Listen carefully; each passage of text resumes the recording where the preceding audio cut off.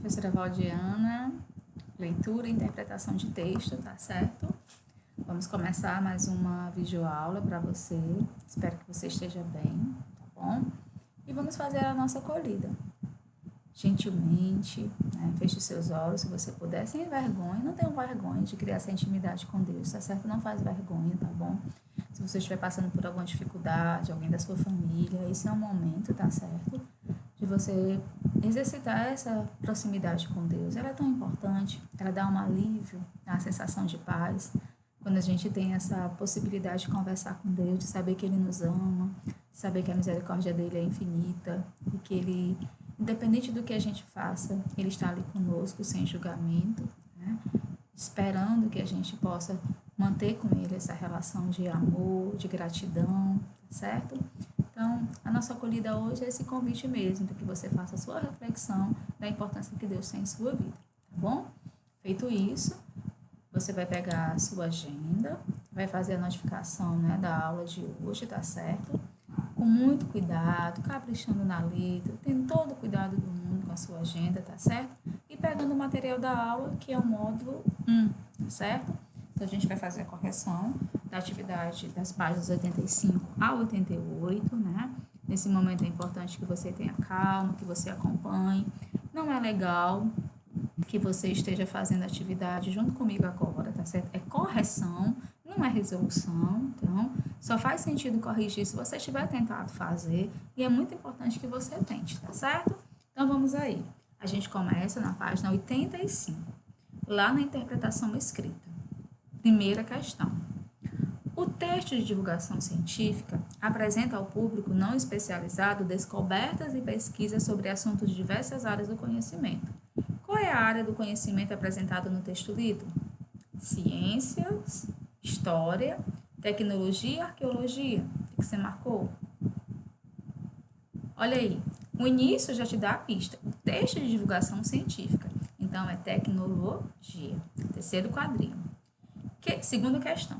Que relação a psicóloga Linda Cauer estabelece entre o comportamento das pessoas e o uso dos emojis? Ela diz que parece haver uma relação positiva entre o uso dos emojis e a capacidade das pessoas se relacionarem entre si. Né? Você gosta de alguém, manda um carinha sorrindo, você está triste, manda uma carinha triste, chorando, né? Então, você fala um pouco dos seus sentimentos através dos emojis. Terceira questão.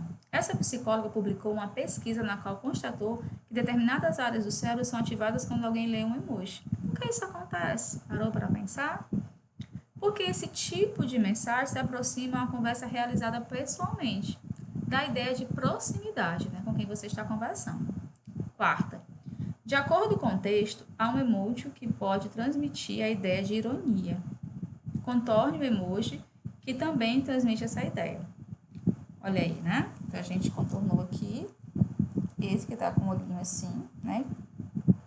Certo? O terceiro, né? Do início para o final. Quinta. Qual emoji é apresentado no texto como um polissêmico, ou seja, que representa mais de um significado? O emoji joia, né? Por quê? Porque ele pode expressar um ok, um tá, ou pode ser uma maneira grosseira de finalizar uma conversa, você não está mais a fim de conversa, ele pode ter vários significados. Para Lully, por que emojis não têm um significado fixo? Porque eles podem ter significados diferentes à medida que eles são usados, vai depender do contexto que ele está sendo usado. Verdade? Então, vamos aí para a página 86. Sétima questão. Assinale a alternativa que indica o que é estrangeirismo. Aqui que a gente encontra, segundo quadrinho. É o uso de palavras ou expressões estrangeiras que podem ser incorporadas ao vocabulário de determinada língua. 8. De acordo com o texto, por que é natural que os jovens sejam os primeiros a se apropriarem e a transformar o significado dos emojis? Porque eles são os mais dispostos a experimentar com a língua, as novidades, né? O uso usual. Nona questão. Nesse texto de divulgação científica, o autor cita alguns cientistas para avaliar o estudo feito pela psicóloga. A. Que efeito essas citações geram no texto? Elas dão o quê? Mais credibilidade ao texto, tá certo? Por quê? Porque trata-se da fala de uma especialista. Então, se dá credibilidade. B. Qual é a opinião de Lully em relação a esse estudo? Tá? apesar de concordar que os emojis estão cada vez mais fazendo parte da linguagem e da comunicação, ele não acredita que um estudo aprofundado sobre isso seja relevante, pois não acrescenta mais informação sobre o que já se sabe sobre linguística, na opinião dele. Luiz Carlos Cagliari concorda com Humphrey. Por quê? Não, pois ele relaciona o emoji à escrita pictográfica dos chineses e dos egípcios, além da linguagem dos computadores, concluindo que esse tipo de escrita prevaleceu sobre a alfabética. Então, ele não relaciona, né? Certo? Ele não concorda. Ele pensa diferente. Relê as palavras do professor Luiz Carlos. Quem acha que emoji ou emote ou emoji é novidade, esquece que a escrita mais antiga era pictográfica, de objetos que eram traduzidos em palavras. Os egípcios já tinham emojis. Eles são tão velhos quanto andar para frente. A. Por que algumas palavras aparecem grifadas em itálico, ou seja, com a letra inclinada? Porque são palavras de origem olha aí, estrangeira. O que significa a expressão eles são tão velhos quanto andar para frente? Significa que são muito antigos, pois andar para frente é tão natural que ninguém sabe exatamente quando foi a primeira vez que isso aconteceu, ocorreu. 11ª. Além do título, o texto de divulgação científica apresenta intertítulos. Quais são eles? Mini dicionário de emojis e novidade. Com que finalidade esse recurso foi empregado nesse texto? Com a finalidade de organizar as informações, tá certo? 12ª. Nesse trecho, o autor utilizou um recurso próprio do texto jornalístico. Assinale a alternativa que corresponde a esse recurso. Vamos lá. O autor inseriu uma citação direta de um especialista para explicar melhor o tema abordado. O autor recorreu à citação indireta dos editores de uma revista a fim de dar mais credibilidade ao que foi informado. O autor indicou outro texto de divulgação científica para que os leitores possam buscar mais informações sobre o que foi abordado.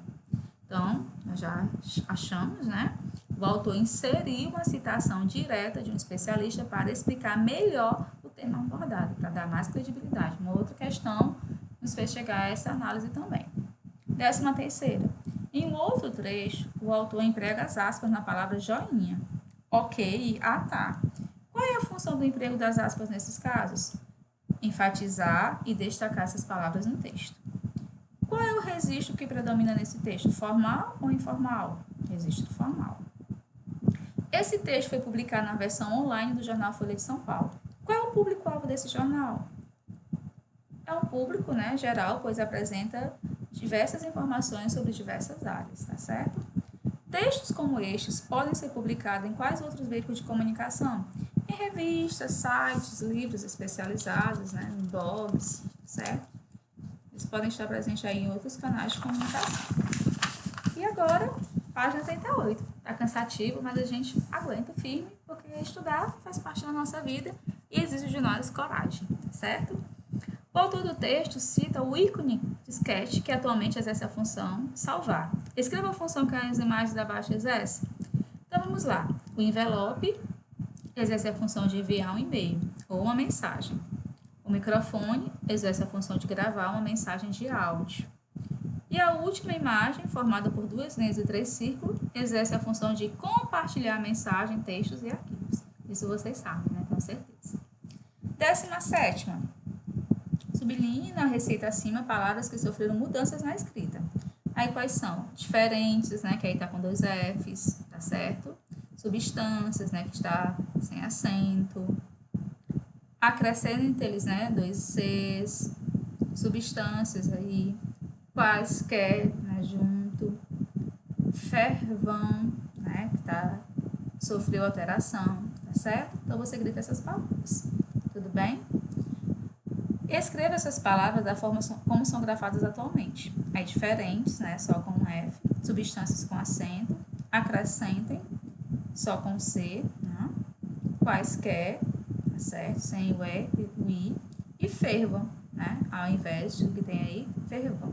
Né?